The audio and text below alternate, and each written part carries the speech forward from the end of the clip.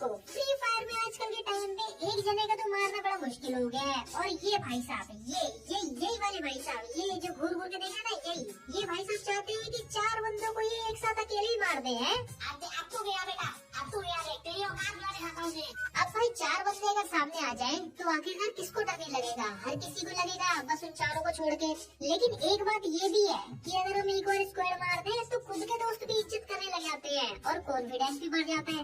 लेकिन फिर अगले ही पल किसी नूब से मर जाते हैं और यही साइकिल चलती रहती है। और सोलो वर्सेस स्क्वाड की सिचुएशन में दो ही चीजें हमेशा ज्यादातर दिमाग में आती है प्लेयरों के, कि या तो खुद एलिमिनेट हो जाओ या फिर सामने वालों में से दुआ करते हैं कि एक दो बंदे गेम छोड़ के चले जाएं। लेकिन खुद एलिमिनेट होके कभी भी सोलो वर्सेस स्क्वाड आप लोग नहीं जीतोगे। आपको उन चारों बंदों को मारना ही पड़ेगा और उनको कैसे मारना है उसी पे तो ये वीडियो है। और ये वीडियो का टॉपिक मैंने इंस्टाग्राम से उठाया है। वहीं पे एक बंदे ने बोला था कि इस टॉपिक पे वीडियो बनाओ। भाई इंस्टा पे यार क्या ही तो मैसेज करते हो तुम लोग।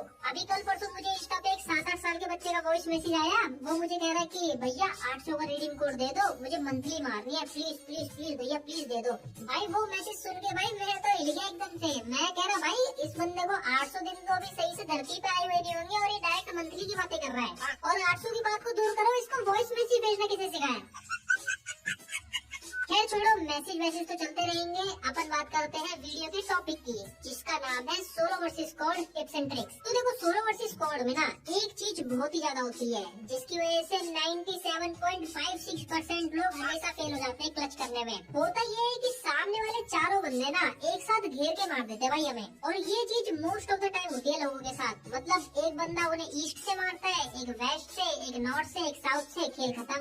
इसीलिए आपको हमेशा खुद को ऐसी सिचुएशन में रखना है कि वो चारों बंदे आपको कभी भी घेर ही ना पाए, है ना। और वो चीज आप कैसे कर सकते हो कि भाई जब राउंड शुरू हो तो कभी भी राउंड शुरू होते ही मैप के बीच में तो बिल्कुल भी मत जाना, हमेशा कॉर्नर में ही रहना। या फिर ग्लू वॉल को ऐसी जगह लगाना जिससे कि सभी एनिमी तुम्हारे सामने हो। और थोड़ा बहुत लेफ्ट राइट में होंगे तो भी चलेगा, लेकिन चारों तरफ बंदे नहीं होने चाहिए। और पीछे से तो भाई किसी बंदे के आने की आशंका बिल्कुल भी नहीं होनी चाहिए। और ये चीज पूरे राउंड में आपको मेंटेन करके रखनी पड़ेगी, ठीक है। मतलब पूरे राउंड में एक ही जगह रहनी चाहिए जहाँ से कोई भी एनिमी आपको मार पाए, जिससे कि पूरा ध्यान आपका उसी साइड रहेगा और फिर आप एक एक करके एनिमीज को खत्म कर सकते हो। और साथ में एक और चीज, कभी भी किसी एनिमी को अगर आप नॉक करो ना तो उसको उसी टाइम फिनिश मत करना, ठीक है। इसको अपने हाथों पे कंट्रोल रख लेना भाई। नॉक करते हो तुरंत उसी में सारी बुलेट घुसेड़ने की कोशिश करते हो, नहीं ऐसा नहीं करना।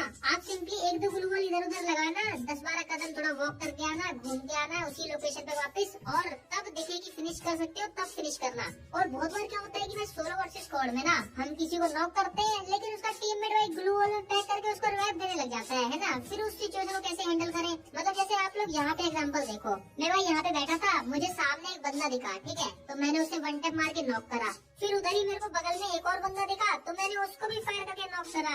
अब मेरे से यहाँ पे गलती क्या हो गई कि मुझे लगा कि जिस बंदे को मैंने पहले नॉक करा है ना उसको उधर कोई बंदा रिवाइव दे रहा है, तो मैं भाग के भाई उसी के पास चला गया और इस बंदे को ऐसे ही नॉक छोड़ गया। फिर मैं उस नॉक वाले के पास गया, ठीक है, जैसे तैसे उसको ढूंढा, फिर उसको फिनिश करके पूरा का पूरा जब मैं वापस आया तब पता चला कि इस बंदे को वो बंदा जो है ग्लू वॉल पैक करके रिवाइव दे रहा है। तो अब यहाँ पे देखो, अब यहाँ पे आपको क्या करना है, कभी भी आपको ग्लू वॉल में दिखे ना कि ग्लू वॉल में पैक करके कोई बंदा रिवाइव दे रहा है, तो आप ना कभी भी ग्लू वॉल फोड़ना, ठीक है, ग्लू वॉल फोड़ना, लेकिन कभी भी एक बार में पूरी की पूरी ग्लू वॉल मत फोड़ देना।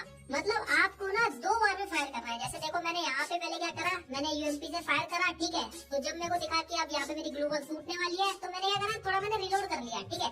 फिर मैंने दोबारा रिलोड करके फिर फायर करा, तो जैसे ही ग्लू वॉल टूटी मेरा फायर रुका नहीं, मैंने उस बंदे को भी फायर करके मार दिया। अब फिर क्या हुआ कि फिर उसने एक बंदा बचा था, उसने खुद को पैक कर लिया। फिर मैंने दोबारा यहीं पे वही टेक्निक का यूज करा, मैंने दोबारा से पहले फायर करा, फिर जब मुझे दिखा कि अब ग्लू वॉल टूटने वाली है और मेरी एमो खत्म हो जाएंगी तो इसीलिए मैंने दोबारा से गन को रिलोड कर लिया। फिर जब रिलोड होने के बाद मैंने दोबारा फायर करा तो ग्लू वॉल टूटी और मेरा फायर करना रुका नहीं, ठीक है, क्योंकि मैंने पहले रिलोड कर लिया था और उस बंदे को भी मैंने इजीली मार दिया। तो आप भी कभी भी एक ही बार में ग्लू वॉल को मत तोड़ना, है ना। जब आपको दिखे कि भाई आपकी ग्लू वॉल टूटने वाली है उससे थोड़ा सा ही पहले अपनी गन को दोबारा रिलोड कर लेना, जिससे कि जैसी ग्लू वॉल टूटे आपका फायर ना रुके। नेक्स्ट जो टिप है उसका नाम है सरप्राइज अटैक, है ना। अब देखो सोलो वर्सेस स्क्वाड क्लच करने के लिए ना आपको सरप्राइज अटैक देना तो हमेशा आना ही चाहिए। सरप्राइज अटैक से मेरा मतलब है कि जैसे सरप्राइज गिफ्ट होता है, सरप्राइज टेस्ट होता है, वैसे ही आपको एनिमीज को भी सरप्राइज करना है फायर करके। और ये चीज आप लोग तभी कर सकते हो जब सामने वाले बंदों को आपकी लोकेशन का पता ना हो, है ना। और अगर पता भी हो तब भी वो गारंटेड ना हो कि आप उधर ही हो।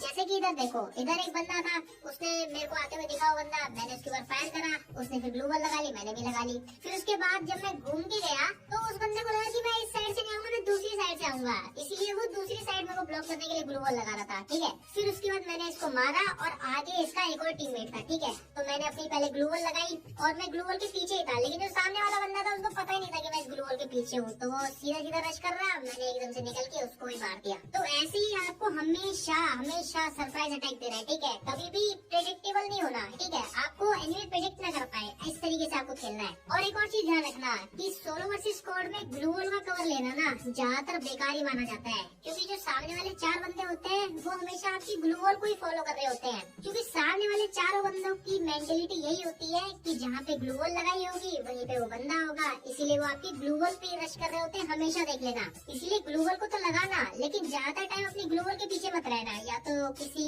ग्लू वॉल इधर लगा के अपने किसी मतलब वॉल के पीछे छुप जाना, आसपास कोई वॉल हो या फिर कोई विंडो हो तो उधर छुप जाना। और अगर आप एनिमी की ग्लू वॉल को कवर के तौर पे यूज करोगे तो फिर तो भाई कोई भी अंदाजे नहीं लगा पाएगा कि आप लोग कहाँ पर हो। तो आप लोग उस तरीके से भी सरप्राइज करके बंदों को आसानी से मार सकते हो। इसीलिए आपको हमेशा सस्पेंस में ही रखना है अपनी लोकेशन को सामने वालों के सामने। और ये चीज आप आसानी से कर भी सकते हो, क्योंकि सोलो वर्सेस स्क्वाड में सामने वाले 4 बंदे ज्यादातर दिमाग लगाते ही नहीं है, वो बस आपके ऊपर रश करने के लिए आ रहे होते हैं, ठीक है। वो बिल्कुल छुपने की बिल्कुल भी नहीं सोचते। और हाँ, एक और चीज भाई, ग्लू वॉल की स्पीड ना आपकी भाई अपनी अभी फास्ट कर लो, मतलब कैसे भी करो मुझे नहीं पता, लेकिन ग्लू वॉल की स्पीड आपकी फास्ट होनी चाहिए। आप चाहे 3 फिंगर खेलो या फिर भर के प्रैक्टिस करो, लेकिन ग्लू वॉल की स्पीड बहुत फास्ट कर लो, क्योंकि ग्लू वॉल की स्पीड बहुत फास्ट होगी तभी जाके आप सामने वाले के फायर से ज्यादा से ज्यादा बच पाओगे।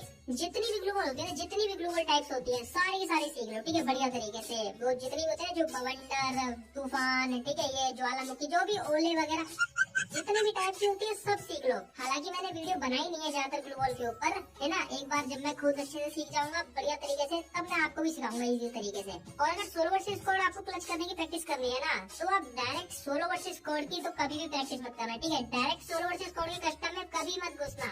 आप ज्यादातर ना डुओ वर्सेस स्क्वाड खेला करो कस्टम में, ठीक है। भाई सच बता रहा हूँ, डुओ वर्सेस स्क्वाड ना तो मुश्किल होता है बहुत ज्यादा, और ना इधर बहुत ज्यादा आसान होता है, तो उसमें प्रैक्टिस भी बहुत अच्छे से होती है। तो अपने किसी भी एक चोमो से दोस्तों पकड़ना और उसके साथ 2 वर्सेस 4 खेलना, ठीक है। कभी कभी वो मर जाएगा तो आपके सामने 1 वर्सेस 4 की सिचुएशन बन जाएगी, कभी कभी वो एक बंदे को मार के मरेगा तो आपके सामने 1v3 की सिचुएशन बन जाएगी। तो इस तरीके से आपके पास सारी की सारी सिचुएशन बनेगी ना तो 1 वर्सेस 4 होगा हमेशा, ना ही 1 वर्सेस 1 होगा, ठीक है। तो ये चीज आप लोग हमेशा ध्यान रखना, मतलब 2 वर्सेस 4 की प्रैक्टिस करना। और अगर आपको मेरा सोलो वर्सेस 4 का गेम प्ले देखना है तो भाई मैं सेकंड चैनल पर अब रेगुलर गेम प्ले वीडियो डालता हूँ, तो उधर काफी बढ़िया कमेंट्री चल रही है, काफी बढ़िया लोगों को मजा आ रहा है। तो जल्दी से आ जाओ, तीनों में से किसी पे भी क्लिक कर दो। मैं चलता हूँ, अब मुझे भी सोलो वर्सेस स्क्वाड में थोड़ा रैंक माइनस कराने जाना है। तब तक के लिए बाय बाय।